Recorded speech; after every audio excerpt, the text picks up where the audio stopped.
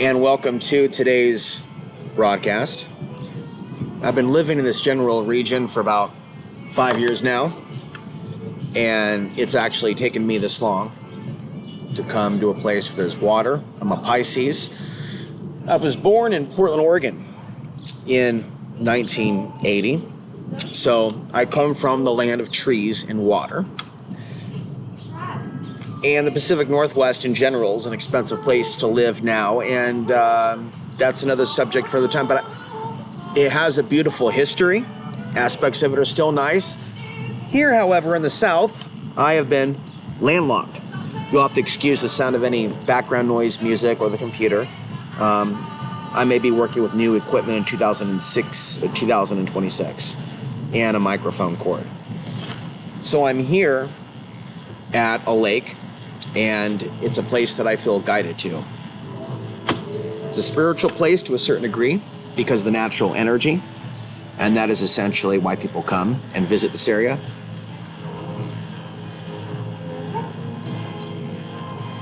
So I'll try to slow down in this recording and allow the ambiance to be somewhat of an influence, because it's a vortex of human activity that come to nature deliberately with their dog.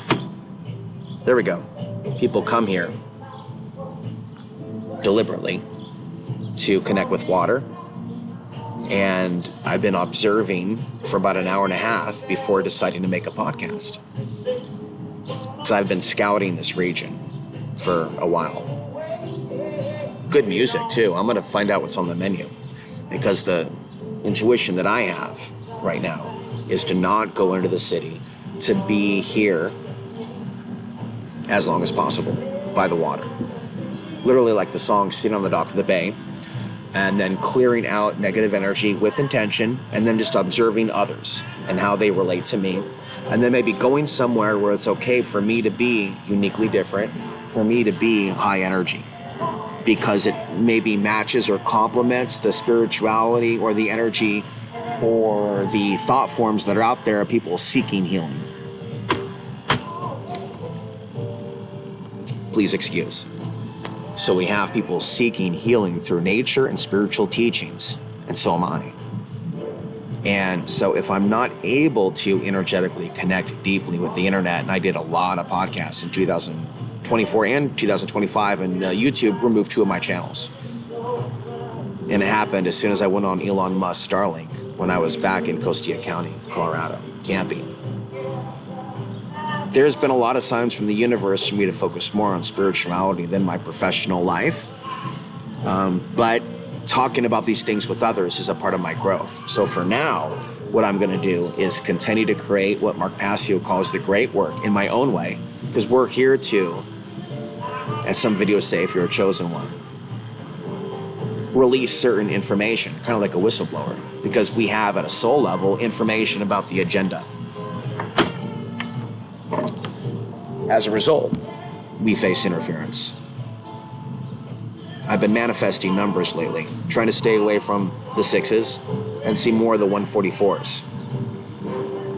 A lot of 888s. And there'll be patterns where it's like the same thing for a week, like 444 or 448, and then it'll switch to 555, and there'll be overwhelmingly 777, and then overwhelmingly 999, then overwhelmingly 9999. And then I have it actually written on my car, along with the sacred cross, with the dots in the middle, which is the Hopi symbol. So you have the circle in between the dots, and the numbers on the back of the car, and this adds to the spiritual protection. I have a cord, but this video doesn't have to be long. We'll just go ahead and go till the battery power runs out. As I say that, I get a notification. So this is the time of increased psychic epiphanies. Some people are going to be more receptive to certain ideas if you or I can reach them, or if I can reach you during this particular moment in time. And so understand that the atmosphere is charged from the solar flares, from what we just went through. Understand, there's going to be wars they may be launching in 2026. Those that are controlling things. But there could be spiritual epiphanies and energies. Like the last solar flare caused a lot of people to enjoy it that normally were aggravated by the solar flares. This last one. I've always known that. Different solar flares bring different energies. Plus, we have different astrological signs and we're affected in different ways based on where we are on the earth. Why do you think I'm here by the water? Because where there's the landlocked, there's a lot of entities running around. There's a lot of people with attachments. And here too, but I know from reading the Robert Bruce book or hearing him on shows coast to coast, just the knowledge that I've accrued over the years from listening to the right shows and not listening to the bad shows, that water is healing and walking over running water.